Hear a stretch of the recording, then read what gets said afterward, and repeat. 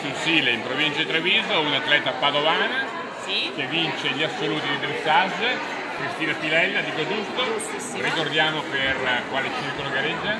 Per il Casale. Mi sembra doveroso anche ricordare le appartenenze.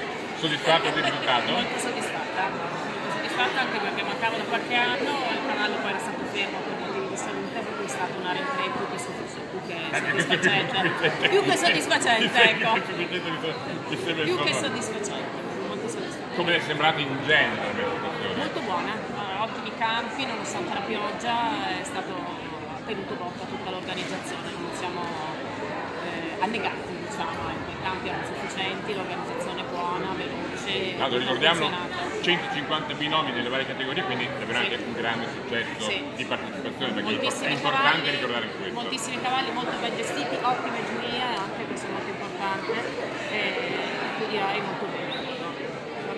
Prossimo appuntamento, prossima tappa? Prossima tappa aspettiamo il calendario, quando uscirà il calendario. Vedo che ha guardato Vanessa Perluga, che è la nostra camera in quell'occasione, la responsabile proprio del dressaggio, che si è prestata a fare il recci telefonino.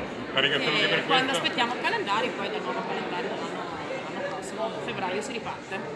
Grazie mille allora, complimenti per questa vittoria, grazie a Vanessa che ci ha fatto da camera.